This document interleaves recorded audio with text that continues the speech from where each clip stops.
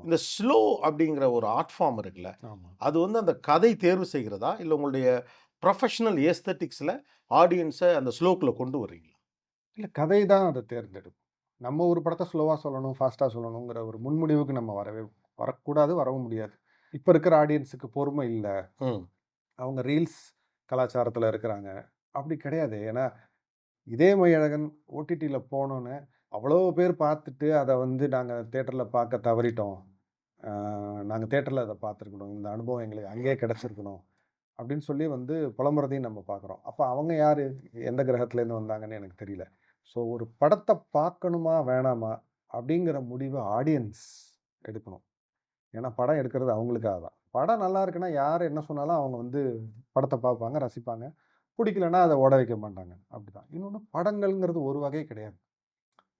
Action மட்டுமோ, இல்ல பேய் படமோ, குடும்ப படமோ அப்படி கிடையாது. இப்ப வந்து டைரக்டர்ஸா இருக்கட்டும், ஆடியன்ஸா இருக்கட்டும், எக்ஸ்போஷர் வந்து ரொம்ப வாஸ்ட். காமன் பீப்பிளே இப்ப ஃபெஸ்டிவல்ஸ் அட்டெண்ட் பண்ணிட்டு இருக்கிறாங்க. ஸோ இனி நெறைய விதமான படங்கள் வரப்போகுது. அதெல்லாம் பார்க்குற அளவுக்கு ஓப்பன் மைண்டட்னஸ் வேணும் ஒண்ணு. அந்த ரசனையும், இன்டெலிஜென்ஸுமே ஆடியன்ஸ்ட்ட இருக்கு. ஆனா, அத அவங்க எக்ஸிபிட் பண்ணணும்.